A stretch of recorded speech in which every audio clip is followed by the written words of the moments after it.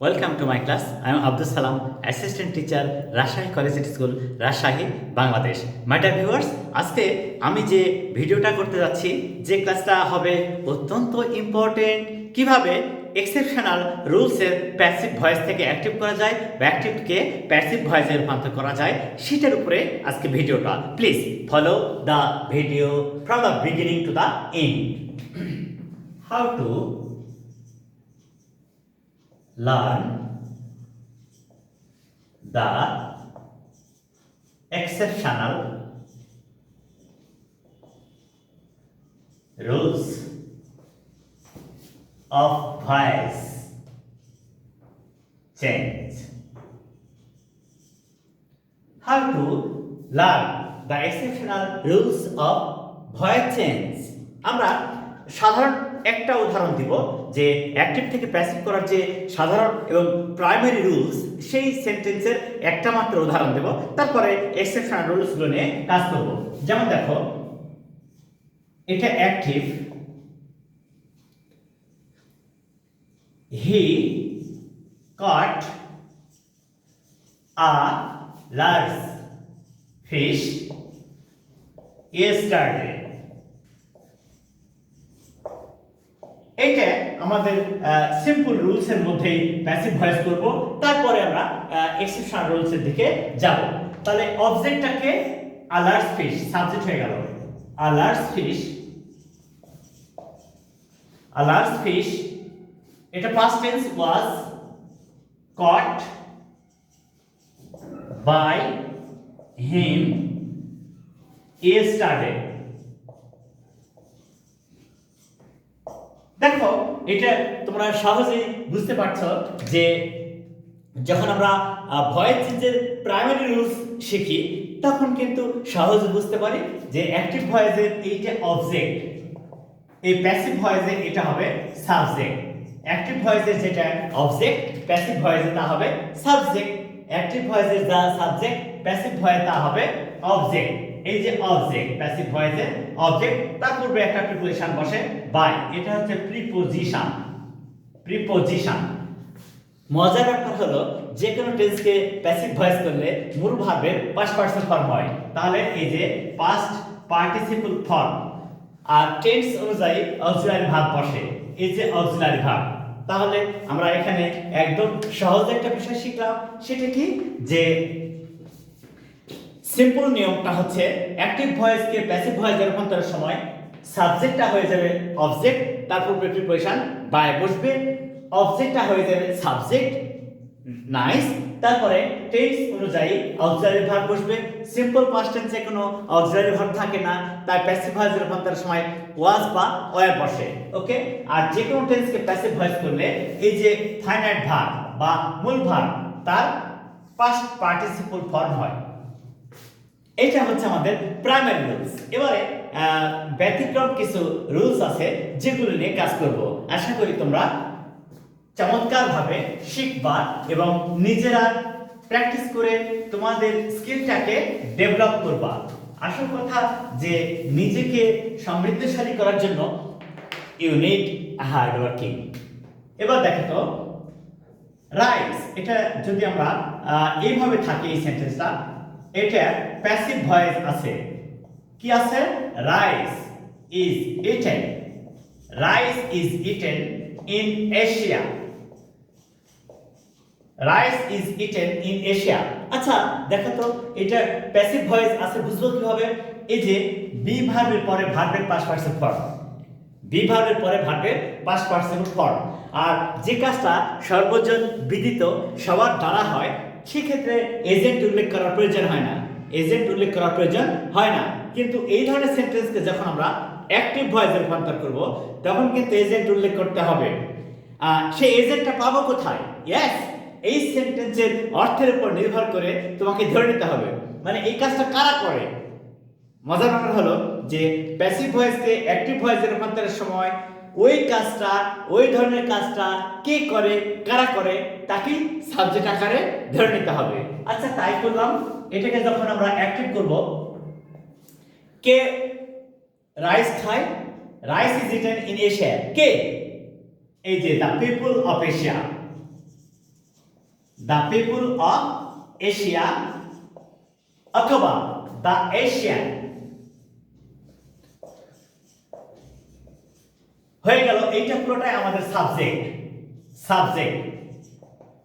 আচ্ছা, এটা is eaten present tense, তাহলে দ্য এশিয়ান ইট কি করে, রাইস। হয়ে গেল আমাদের সেন্টেন্স প্যাসিভ ভয়েস।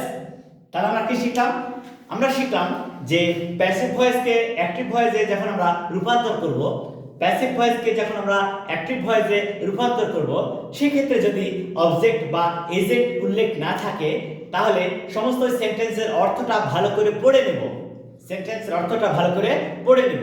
পড়ে নিয়ে ওই ধরনের কাজ কে করে, কারা করে, তাকে সাবজেক্ট আকারে ধরে নেব। যেমন rice is eaten in Asia, এশিয়াতে ভাত খাওয়া হয়, কিন্তু কারা ভাত খায়? দ্য পিপল অফ এশিয়া অথবা দ্য এশিয়ান ইট রাইস। আচ্ছা, প্রেজেন্ট ইনডেফিনিট টেন্সে কোনো অক্সিলারি ভার্ব থাকে না, একে প্যাসিভ ভয়েসে রূপান্তরের সময় am is are auxiliary verb আকারে ধরে নিতে হয়। এম ইজ আর, তাহলে যখন অ্যাক্টিভ করছি এম ইজ আর উঠে গেল। আর যেহেতু এটা প্রেজেন্ট টেন্স, তার ভার্বের বেস ফর্ম হলো দ্য পিপল অফ এশিয়া অথবা দ্য এশিয়ান প্লুরাল, তাই ভার্বের বেস ফর্ম হলো, আর কোনো চেঞ্জ করার প্রয়োজন নেই। আশা করি এখানে তোমাদের আর কোনো সমস্যা হবে না। আমরা পরবর্তী সেন্টেন্স দেখি কিভাবে করা যায়। আসল কথা, সামান্য দু একটা রুলস মনে রেখে যদি চমৎকারভাবে সেন্টেন্স চেঞ্জ করা যায়, আমার মনে হয় সেটাই উত্তম। এবার দেখো,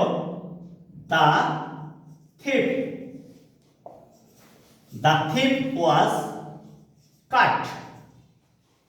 The thief was caught. দেখো তো, the thief was caught, চোরটি ধরা হয়েছিল। আচ্ছা, চোর যখন ধরার কাজটা করবে, কে করে কাজটা? আমি করব? একজন টিচার করে? নো। একজন স্টুডেন্ট করে? নো। একজন কমন পিপল করে? নো। কারা করে? ওই অথরিটি কে? The police. পুলিশের কাজ হচ্ছে যারা অপরাধ করে, দুর্নীতি করে, তাদেরকে অ্যারেস্ট করা। তাহলে কে করেছিল? The police.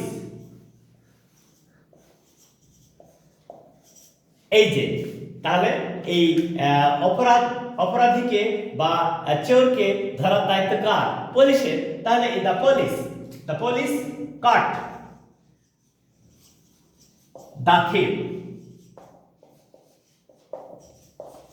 এবারে এই সেন্টেন্সটা ফলো করো। দেখো, আমরা ওয়াজ কট যখনই অক্সিলারি ভার্বের পরে ভার্বের পাস্ট পারফেক্ট ফর্ম দেখছি, তখন শিওর হয়ে যাচ্ছে এটা প্যাসিভ ভয়েস আছে। তখন একদম শিওর হচ্ছে ওটা প্যাসিভ ভয়েস আছে। ওই প্যাসিভ ভয়েসটাকে যখন আমরা অ্যাক্টিভ করছি, তখন তার এজেন্ট এখানে উল্লেখ নাই, তাহলে ওই সেন্টেন্সের অর্থ পড়ে এজেন্ট ধরে নিলাম। ওই কাজটা পুলিশ করে, the police was caught, passive voice. তাহলে অ্যাক্টিভের রূপান্তরের সময় অক্সিলারি ভার্বটা উঠে যাবে। তাহলে ভার্বের পাস্ট ফর্ম হয়ে গেল পাস্ট ফর্ম, আর এই যে সাবজেক্ট, এটা হয়ে গেল অবজেক্ট।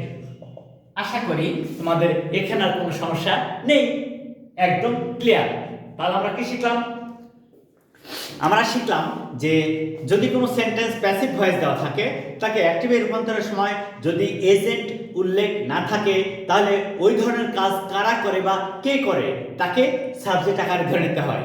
ধরলাম সেটা অনুযায়ী, তাহলে ওটা কোন টেন্স আছে? প্রথম সেন্টেন্স ছিল প্রেজেন্ট টেন্স, তাহলে এম ইজ আর উঠে গেল। পরেরটা পাস্ট টেন্স, তাহলে ওয়াজ আর উঠে গেল, ভার্বের পাস্ট ফর্ম হলো। আশা করি এখানে আর তোমাদের কোনো সমস্যা নেই।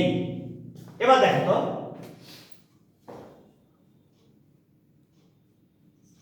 a club is going to be organized. A club is going to be organized. এই যে be going to, তারপরে be আছে, তখনই তুমি শিওর হয়ে গেলা এটা প্যাসিভ ভয়েস আছে। এই তোমরা এটা খেয়াল করে দেখো যে এই be going to এটা একটা modal auxiliary. be going to এটা হচ্ছে একটা মডাল অক্সিলারি। আচ্ছা, মডাল অক্সিলারি পরে যদি বি থাকে তারপরে আবার ভার্বের পাস্ট পার্টিসিপল ফর্ম থাকে, তুমি কিন্তু শিওর হয়ে গেলা এটা প্যাসিভ ভয়েস আছে, এটা প্যাসিভ ভয়েস আছে। তাহলে ক্লাব গঠন করবে কারা? অর্গানাইজড, সংগঠিত হয়েছিল। কে করবে? The organisers, the organisers. এটাকে যখন আমরা অ্যাক্টিভ করব তখন কত সহজে আমরা করতে পারি দেখো। The organisers,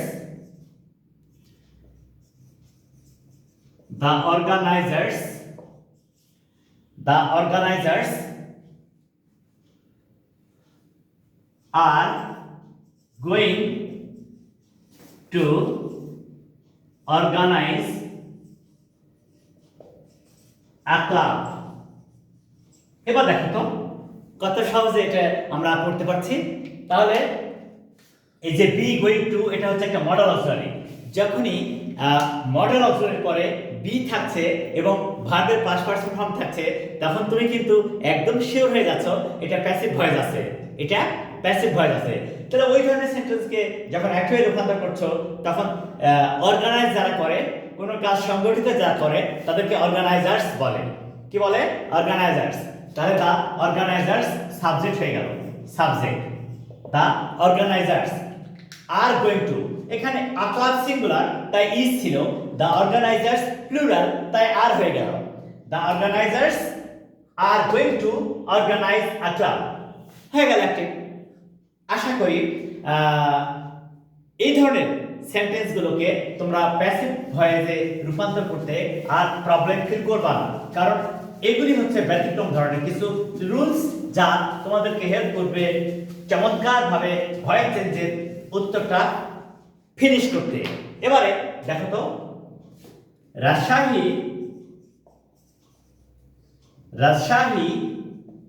was not built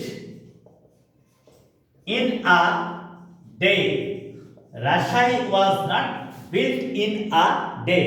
Rajshahi শহর একদিন তৈরি হয়েছিল না। একদিনে কি হয়? না, হয় না।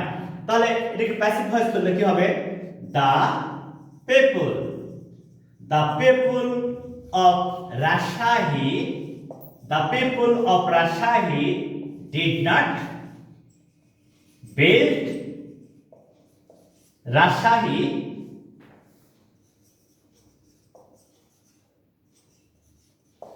in a day।